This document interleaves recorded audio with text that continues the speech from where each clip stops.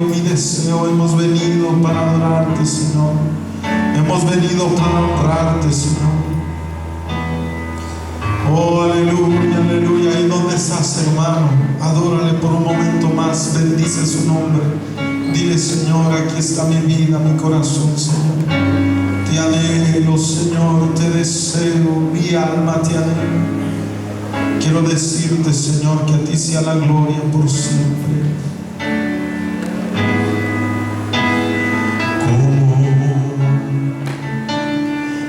He de expresar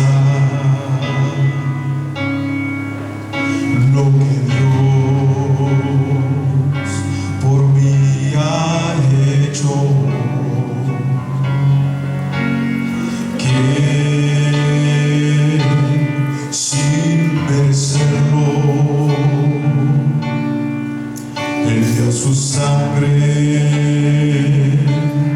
carmesí. Las voces de 1.000.000 de ángeles no expresarán mi gratitud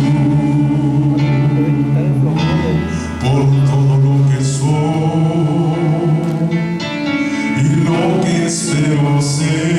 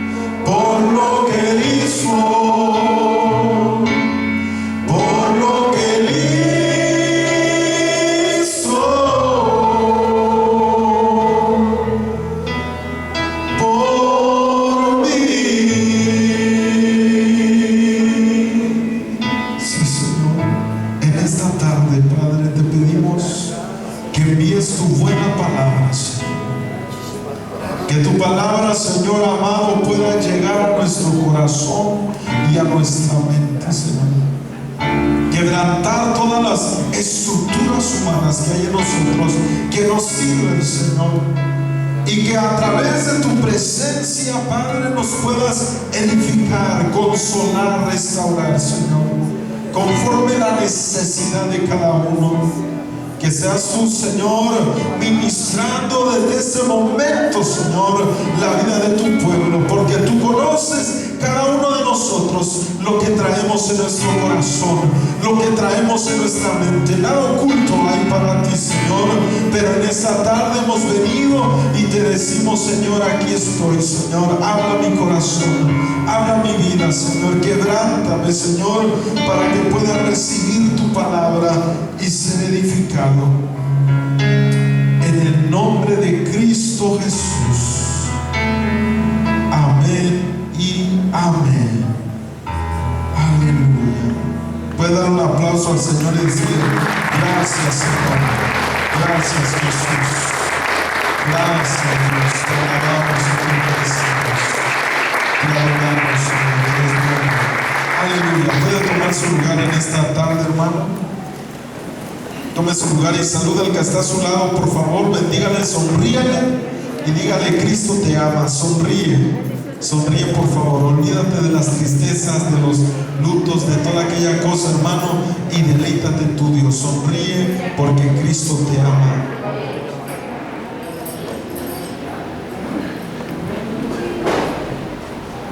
Amén. Aleluya. En esta tarde quisiera compartir contigo una enseñanza que le titulo: ¿cómo activar en mi tabernáculo, es decir, en mi cuerpo, el respaldo de la gloria del Señor? Es decir, la Shekinah. ¿Cómo puedo yo hacer que haya ese respaldo sobre mi vida? Dígale al que está a tu lado: hermano, y vamos a ver cómo puede venir ese respaldo sobre ti, hermano. Pero hay cosas que tenemos que hacer, amén, para recibir ese respaldo. Muchas gracias, hermano. Hay muchas cosas que tenemos que hacer, hermano, para que exista ese respaldo de Dios sobre nuestras vidas. Y vamos primeramente le puse aquí: debemos saber que nuestro cuerpo, dígale al que está a su lado, tu cuerpo, hermano, es un tabernáculo del Espíritu Santo. La Escritura dice: es un templo. La razón por la que no puse templo ahí es por la razón de que algunos por diferentes mentalidades, ¿verdad? Dice, cuando se habla de templo, dice: no, es que eso es de los griegos, que así como el templo de Sus, templo de esto, templo, pero es lo mismo, hermano. Cuando hablamos español y hay muchas palabras que tienen el mismo significado, amén. Pero es el tabernáculo, es el templo del Espíritu Santo, y por ende necesita un cuidado especial. Si queremos que el precioso Espíritu Santo fluya y gobierne nuestra vida, el tabernáculo, hermano, es un lugar muy especial, porque es donde Papá Dios se manifestó a su pueblo desde la antigüedad. Siempre usted recuerda que Dios le dijo a Moisés: vas a levantar un tabernáculo, y en ese tabernáculo estará mi gloria, y ahí bajaré yo y hablaré con vosotros. ¿Cuántos dicen amén? Y nosotros podemos saber, hermano, que nuestro cuerpo es templo del Espíritu Santo. Dígale al que está a su lado una vez más, hermano: tu cuerpo.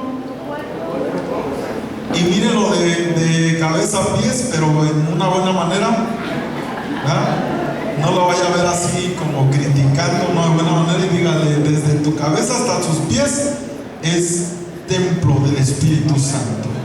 Tu cuerpo es templo del Espíritu Santo. Y la Escritura nos enseña esto en 1 Corintios capítulo 6 versículo 16. Dice el apóstol: ¿o ignoráis que vuestro cuerpo, dice, es templo del Espíritu Santo, el cual está en vosotros, el cual tenéis de Dios, y que no sois vuestros? Nos está hablando, hermano, de que nuestro cuerpo es ese templo del Espíritu Santo. El Espíritu Santo fue enviado de parte de Dios y está en nosotros. ¿Cuántos dicen amén? Ahora, imagínense, el templo, hermano, requiere diferentes cosas. ¿Qué es lo que pasa? Lo primero que hacemos nosotros cuando llegamos aquí a este lugar, empezamos a limpiar. Hoy, en estos días, creo que hizo tanto aire que las sillas estaban llenas de polvo, y se tuvo que limpiar a lo mejor más de lo normal. Otras de las cosas, el altar, todo lo que está aquí se tiene que limpiar antes de iniciar el culto. Se requiere un servicio especial para el templo. Es como nuestra casa. ¿Qué pasa en nuestra casa si no limpiamos, hermano? Y dejamos así. se acumula la basura, empieza a ver diferentes cosas. Es como lo que leíamos acerca de la mujer que dice: el reino de los cielos es como una mujer que pierde una dracma. ¿Y qué es lo que empieza a hacer? Enciende la luz, empieza a barrer, empieza a ordenar todas las cosas para poder encontrar aquella dracma. Y yo le explicaba en aquella ocasión cómo es que esta mujer tenía su casa, porque si se le hubiera caído en la dracma y estuviera limpio y alumbrado, rápidamente la encuentra, pero tuvo que encender una lámpara, es decir, había oscuridad en su casa. Tuvo que barrer. ¿Qué quiere decir? Había suciedad en su casa. Y tuvo que ordenar, había desorden en su casa. Y nos damos cuenta, hermano, que es un proceso, un desarrollo en nuestra vida, en nuestro templo como cuerpo, hermano, y también en todas las áreas de nuestra vida. Es decir, que somos, hermano, un templo. Dígale otra vez al que está a su lado: eres un templo del Espíritu Santo. Pero dígale al que está a su lado: ¿cómo cuidas ese templo? ¿Cómo cuidamos el templo, hermanos? Ahora, si nuestro cuerpo es tabernáculo del Espíritu Santo, ¿cómo lo tenemos? ¿Tendremos otros dioses? Yo sé que aquí no hay. Dígale que está sola: aquí no hay, hermano. Tendremos otros dioses, porque recuerde que el tabernáculo es donde Papá Dios se manifiesta a su pueblo. Si nosotros, hermano amado, no estamos cuidando nuestro tabernáculo, ¿cómo podemos nosotros recibir esa manifestación de Dios? Miren, veamos un proceso para que podamos estar en Betel y ser un Betel. ¿Qué quiere decir Betel? ¿Cuántos saben qué quiere decir Betel? Casa de Dios. Casa de Dios. Nosotros somos casa de Dios. Dígale al que está a su lado: tú eres casa de Dios. Y ese lugar es una casa de Dios. La palabra Betel es casa de Dios, campamento de Dios, un lugar donde mora Dios. ¿Qué quiere decir esto?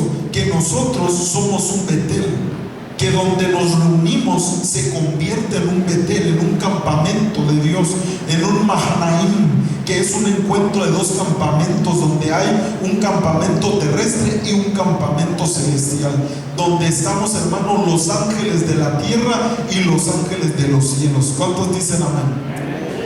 Y nosotros podemos encontrar, hermano amado, de que hay un proceso. ¿Qué fue lo que pasó en Betel?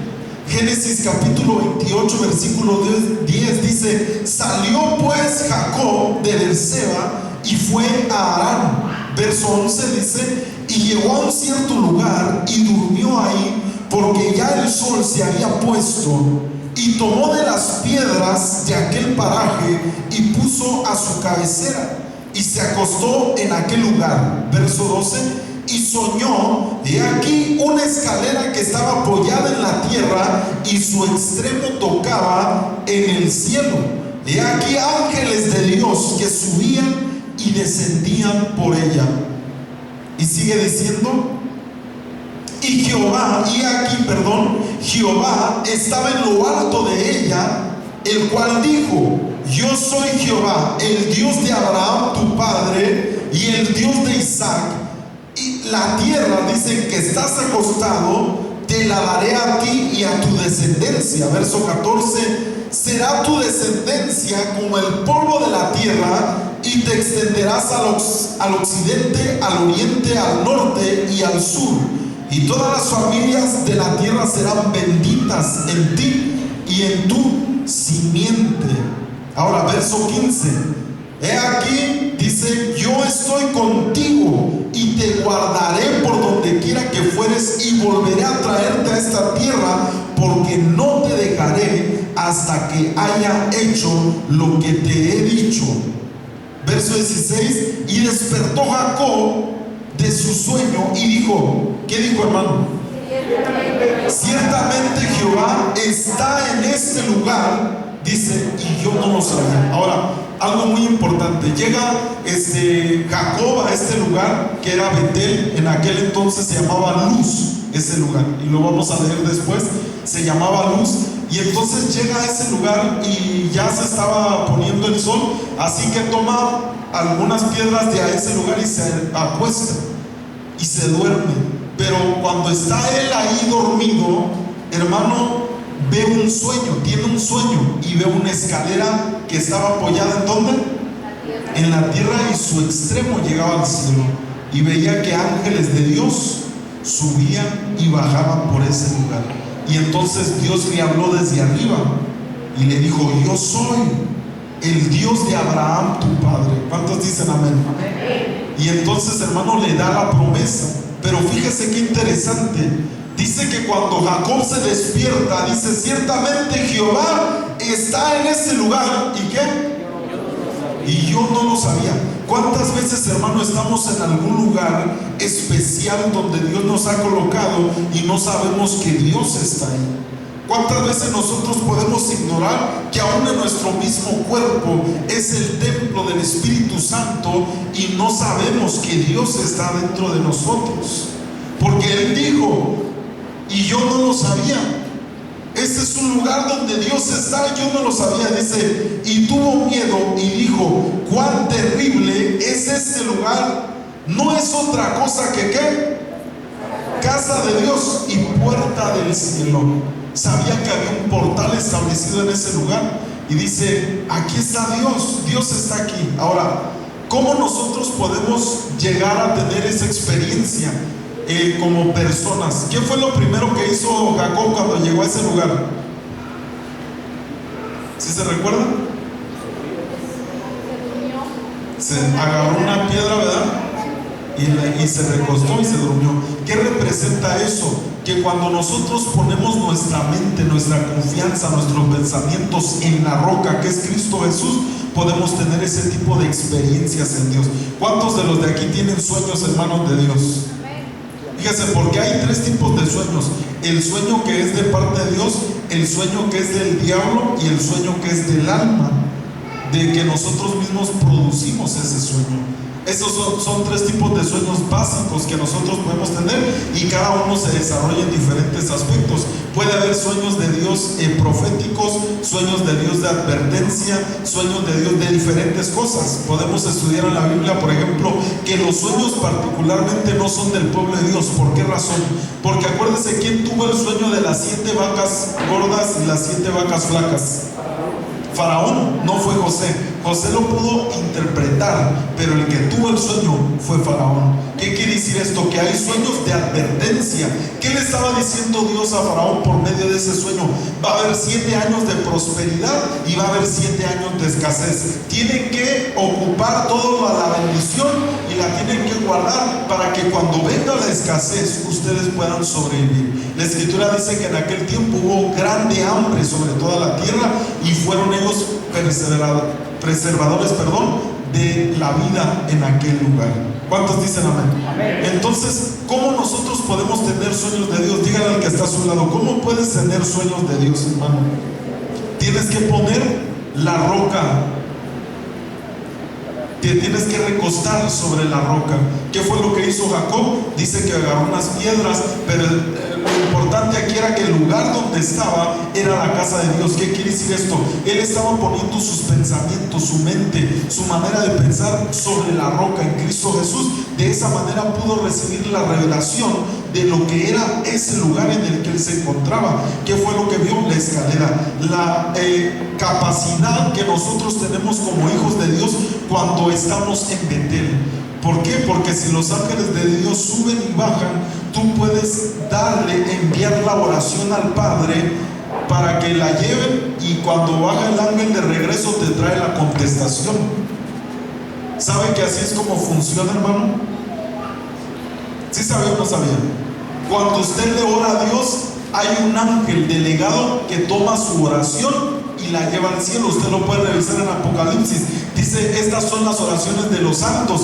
Cuando llegan los ángeles delante de Dios para entregar la oración, lo que ellos hacen, según Apocalipsis, es que toman incienso y añaden a las oraciones, y toman el carbón del altar y encienden y lo mecen delante de Dios. Y es de la manera que nuestra oración llega al Padre. Ahora, otra cosa: cuando Dios envía su respuesta para abajo otra vez, es la misma escalera por la que subieron, por esa misma escalera bajan. Pero aquí es un poco más complicado, porque cuando viene de regreso la oración, el diablo, los principados, las potestades y todo el ejército va a hacer que no llegue esa oración, hermano, contestada a tu vida. Y lo podemos leer en la vida de Daniel. Si lo ha visto, dice que cuando aquel ángel llegó y habló con él, le dijo: es que cuando yo ya venía, dice, desde el día en que tú dispusiste tu corazón a entender y a humillarte delante de Dios, dice, yo fui enviado. Pero le dice, cuando yo venía para acá, ¿qué fue lo que pasó? Se le opuso el príncipe de Persia, dice, y también ya se va a levantar el de Grecia. Dice, y tuvo que venir Miguel a socorrerme. Es decir, el capitán de los ejércitos de Dios, el poderoso Miguel. Sabemos que no es un Miguel, o sea, no cree que es un ángel que se llama Miguel, sino que es una estructura tremenda de millones y millones de ángeles que son guerreros. Ese es Miguel. Es un ser, hermano, tremendo, compuesto de millones de ángeles guerreros poderosos que vienen, hermano, a pelear en contra de lo que se opone. Cuando vencieron a ese príncipe de Persia, pudo bajar a decirle la contestación de Dios. ¿Qué quiere decir, hermano, esto? Que cuando nosotros estamos en un lugar establecido, donde está una escalera establecida y apoyada en la tierra, nosotros tenemos que continuar orando. Dígale al que está a su lado, no te canses de hacer oración. Por eso la escritura dice, orad. ¿Qué? Sin cesar, ¿verdad? No orad sin cesar, hermano. Ora sin cesar, no. Orad sin cesar. ¿Por qué, hermano? Porque si usted deja de orar, esa oración, si usted deja de orar y el ángel está viniendo y usted se detiene, el ángel se regresa. Entonces, si usted continúa orando, el ángel va a llegar a darle la contestación. ¿Cuántos estamos aquí? Amén. Ahora, dice él, no es otra cosa que casa de Dios y puerta del cielo. Mire, capítulo 28, verso 18 dice, y se levantó Jacob de mañana y tomó la piedra que había puesto de cabecera. Esa piedra en la que se acostó, dice, la tomó, la alzó por señal y derramó aceite encima de ella. Pregúntale al que está a su lado, ¿por qué hizo eso, hermano? ¿Cuál fue el motivo para que él agarrara esa piedra, la levantara como una señal y le derramara aceite? Porque estaba, hermano, sabía Jacob que lo que había pasado era que Dios, ¿dónde cae el aceite sobre el sacerdocio? En la cabeza. De tal manera que esa piedra, él estaba representando esa piedra con aceite y diciendo, esta piedra no es cualquier cosa, es una piedra representativa de quién es el Señor y la tengo que ungir, haciendo esa señal. Y dice el verso 19, y llamó el nombre de aquel lugar, ¿cómo lo llamó? Bet-El, aunque Luz era el nombre de la ciudad primero. Y nosotros nos damos cuenta que él fue el que le puso Betel. ¿Por qué le puso Betel? Porque es casa de Dios. Ahora, mire, continuemos. La palabra Betel es la palabra en el diccionario Strong que quiere decir casa de Dios. Casa de Dios, usted lo puede revisar la raíz un poco más, y también dice que es un campamento de Dios. Dice que es un lugar donde Dios habita. En esta ocasión tiene el encuentro él solo. Jacob no va con su familia, no va con nadie cuando tiene ese encuentro, él está solo. Pero después tiene que regresar a este mismo lugar con su familia. En el primer encuentro solo tuvo que descansar ahí, poner su cabeza sobre la roca, es decir, confiar en papá Dios y reposar en él. ¿Por qué? Porque fue donde se durmió. Pero para que entre su familia hay un proceso diferente. Déjeme le digo, para que usted, dígale al que está a su lado, para que tú tengas un encuentro con Dios, hermano, dígale, es algo personal. ¿Cómo puedes tú, hermano, tener una revelación de Dios? Solamente tienes que confiar en Dios, descansar en Él. Fue lo que hizo él. Solamente descansó en ese lugar y puso a Cristo por su cabecera. Es lo único que hay que hacer. Nosotros podemos tener una relación, hermano, con Dios y, ¿cómo le puedo decir? Personal, y no es difícil. Pero cuando se trata de la familia, aleluya, ay, ay, ay, uy, uy, uy. ya se complican las cosas, hermano. Porque cuando uno se acerca a Dios, hermano, como persona, lo único que Jacob tuvo que hacer es descansar ahí y poner la cabecera, y tuvo una revelación, y Dios le habló y le dijo: yo soy. Le reveló quién era. Ahora, déjeme le digo algo. No porque Dios le habló a Jacob y le dijo: yo soy el Dios de Abraham tu padre, lo conoció. Es más, déjeme le digo algo. Dios se le reveló a Jacob y le dijo quién era, pero Jacob no lo conoció. Por eso le puso a aquel lugar Betel. Y vamos a continuar leyendo para que se dé cuenta que no lo conoció quién era. Hasta después conoció quién era él. Pero ahora, como le decía, esa fue algo personal. Después tuvo que regresar a ese mismo lugar. Dios se le aparece y le dice: en ese lugar donde yo te hablé, regresa otra vez.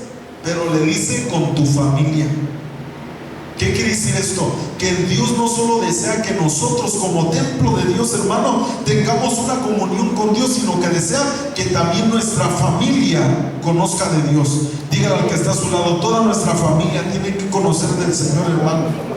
Amén, aleluya. ¿Cuántos dicen amén? Amén. Pero aquí es donde se complica. ¿Por qué? Porque miren lo que dice Génesis 35:1. Dice: dijo Dios a Jacob. Ya pasó un tiempo. Ahora déjeme le doy el contexto de lo que está pasando aquí.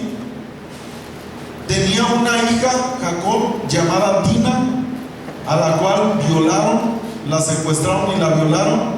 Y entonces los hijos de Jacob se molestan tanto que van y matan a los hombres de esa ciudad y hacen un relajo, hermano, tremendo. Usted lo puede leer. Después de que pasa eso, Dios le habla a Jacob. Jacob estaba atemorizado porque todos los pueblos que estaban rodeando ese lugar eran amigos del rey, donde sus hijos se metieron a matar, y estaba atemorizado. Y entonces dice: ¿qué vamos a hacer? Mis hijos hicieron esto. Y Dios le habla y le dice en el capítulo 35 versículo 1, le dice: dijo Dios a Jacob: levántate y sube a Betel, le vuelve a decir, y quédate ahí, y haz ahí, le dice, un altar. ¿A qué?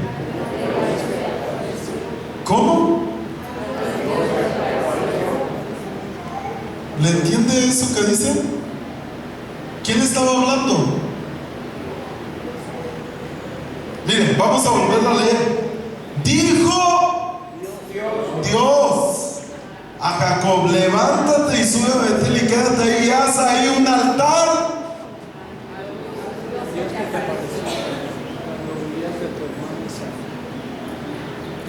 ¿Ya vio?